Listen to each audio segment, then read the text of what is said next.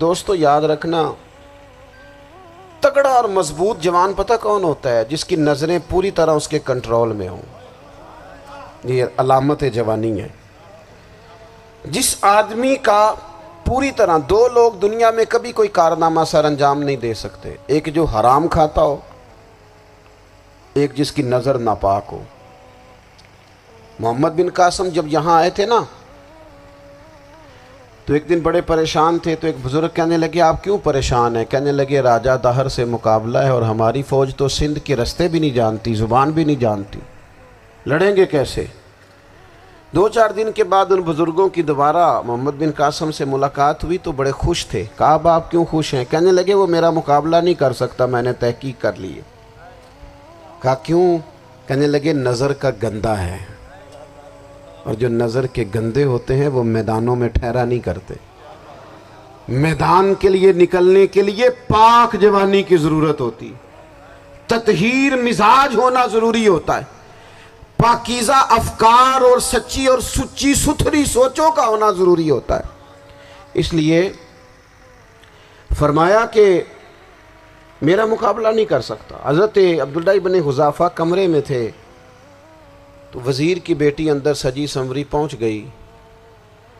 جیسے ہی آپ نے اس کفر کی چال کو دیکھا تو تیمم کر کے نفل شروع کیے۔ وہ ساری رات بیٹھی رہی، رب کا بندہ ساری رات عبادت کرتا رہا۔ عبادت بڑا سہارا ہے، مصلی بڑا سہارا ہے اللہ کے بندوں۔ صبح دروازہ کھولا، وزیر نے اپنی بچی سے پوچھنا چاہتا تھا رزلٹ کیا نکلا، تو وہ کہنے لگی پیچھے ہٹ جا، اب تیرا میرا تعلق کوئی نہیں، میں نے نبی پاک کا کلمہ پڑھ لیا۔ اس نے کہا میں نے بھی زمانہ دیکھا ہے، پر یہ کیا لوگ ہیں، کستوری کے بنے ہوئے، سندل سے دھلے ہوئے، کہ میں ساری رات کمرے میں رہی اور 100 اور 1000 آدمی جس جوان کا مقابلہ نہ کر سکے، اتنا طاقتور جوان کمرے میں رہا اور اس نے نظر اٹھا کے نہ دیکھا۔ او کچا رنگے للاری والا جڑا چڑھدا تے لیندا رہندا ہے، اے عشق تیرے دا رنگ محمد چڑھیا پھر نہیں لیندا۔ میں کہا ایک دفعہ نظر اٹھا کے نہیں دیکھا، کمال ہو گئی۔ اتنے بڑے لوگ، اتنی بڑی سعادت مندی، فیروز بختی، معاملہ فہمی، حد ہو گئی۔ اللہ اکبر۔ دوستو بادشاہ جب پوری طرح ہار گیا نا، اس نے کہا مار دو۔ تیل گرم کیا ایک کڑاہی میں، اور جب آپ کو اس میں ڈالنے لگے تو آپ کی آنکھوں میں آنسو آ گئے۔ بادشاہ کا خیال ہوا شاید نرم ہو گئے ہیں، کہنے لگا روئے کیوں؟ فرمانے لگے سوچتا ہوں جان ہی ایک ہے، کتنا مزہ ہے اس کی راہ میں جان دینے کا، کتنی لذت ہے اس کے نام پر مرنے میں، کتنا لطف ہے۔ جے تو چڑھیا اتے دار بھی نہیں، تے جے تو وکیا عشق بازار بھی نہیں، تے ایڈا سستا سودا پیار بھی نہیں، تے ایڈا سستا لبدا یار بھی نہیں۔ کئی جنگل گانے پیندے نہیں، کئی دوزخ لنگنے پیندے نہیں، جے وہ اس ملوں بھی مل جاوے، ایدوں سستا ہور بپار بھی نہیں۔ تے کچھ سمجھ نہ آوے لوکانوں وہ کادے نال شہید کرے، ڈٹھی یار دے ہاتھ تلوار بھی نہیں، پر او دا خالی جاندہ وار بھی نہیں۔ کہنے لگے ایک جان ہے نا، تو دل کرتا ہے ہزاروں ہوتی تو ایک ایک کر کے محبوب کے نام پہ قربان کرتا، جب میرے پاس ہے ہی ایک، کروں کیا؟ حضرت عبداللہ ابن حذافہ رضی اللہ تعالیٰ عنہ جب روئے اور بادشاہ نے یہ بات سنی، تو بادشاہ اٹھ کے کھڑا ہو گیا، سارے وزیروں مشیروں کو کہنے لگا تم نے کہا تھا نا بندہ ضائع کرنے والا نہیں، یہ بھی ضائع کرنے والا نہیں۔ کہنے لگا میرا ماتھا چومو، تم جیسے لوگوں کو قتل نہیں کرنا چاہیے، آزاد کرنا چاہیے۔ عزیز اپنی زندگی سے نا یہ بہت زیادہ ہرس، ہوس، طمع، اور یہ کسی بات کی بھی ہو، ہرس صرف پیسوں کی نہیں ہوتی ہے، شہرت کی بھی ہوتی ہے، یہ بیماری انسان کو اقتدار کی بھی ہوتی ہے، تعریف کی بھی بیماری ہوتی ہے، یہ سارے نقص ہوتے ہیں لوگوں کو، اور معاذ اللہ بعض جبوں کبوں کے اندر بھی ہوتے ہیں، وہاں بھی پنپتے ہیں۔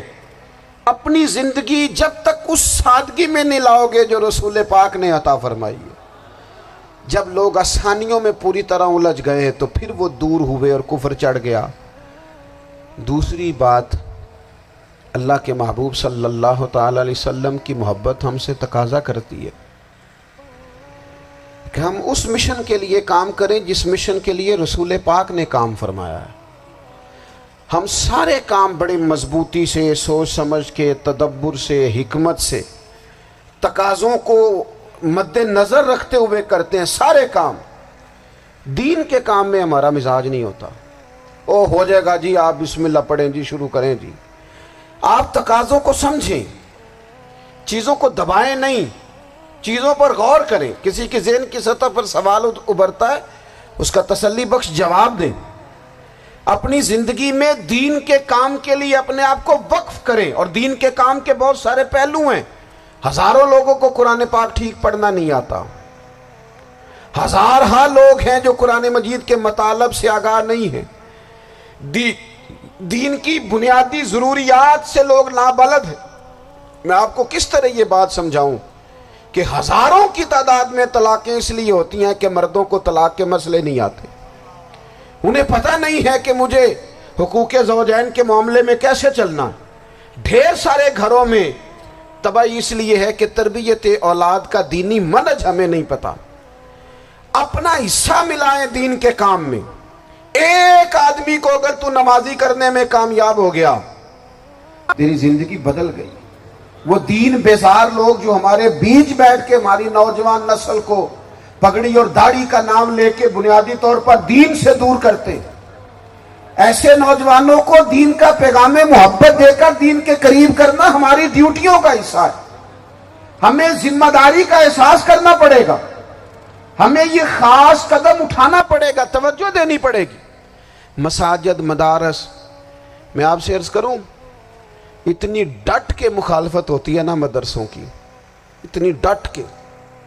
میں ادارہ چلاتا ہوں، اس کے چلانے میں جو مشکلات ہیں وہ تو ہم بتا نہیں سکتے آپ کو، اس لیے کہ میری قوم، میرا اس قوم سے تعلق ہے جو نعت خواں امیر کرنا چاہتی ہے، مدرسے نہیں۔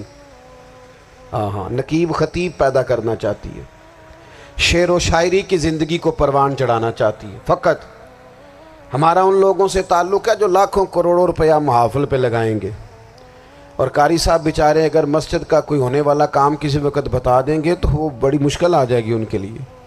یہ کیسے ہو سکتا ہے، آپ نے یہ ڈیوٹی بتا دی؟ مدارس، اور جتنا اہم رول دین کو پھیلانے میں مدارس اسلامیہ کا ہے، اتنی زبردست۔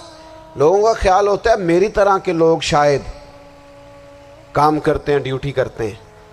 یہ 10-15 لوگ آپ کو نظر آتے ہیں جو آپ کو کہیں میڈیا پر یا ادھر ادھر ڈیوٹی کرتے، مخلص لوگ اپنی جگہ پہ، وہ بھی بڑا ہی کام کر رہے ہیں، جو میڈیا پہ آ کے بھی اخلاص سے اور درد دل سے کو دین کی، ان کی بھی کسی بات کی حوصلہ شکنی نہیں۔ لیکن ہزارہا اساتذہ جو مدارس میں بیٹھ کے پڑھاتے ہیں، انہوں نے وہ سارے لوگ تیار، آپ سمجھ نہیں سکتے کتنا بڑا کام۔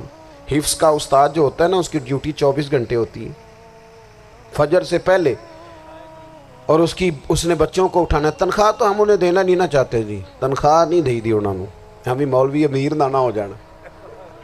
مولوی نو تے سوٹ بھی 27ویں والی رات دے ہے تاکہ کدھر سوان کے عید والے دن پا نہ لوے، چونکہ 27ویں تو بعد تے درزی پھڑتا ہی کوئی نہیں، کیوں حضرت؟ ایسا ہی ہے نا، اس وقت تو نہیں نہ لیتا۔ تو ہم چاہتے ہیں مولوی ہماری مرضی کے ہماری طرح کا سوٹ نہ پہن لے۔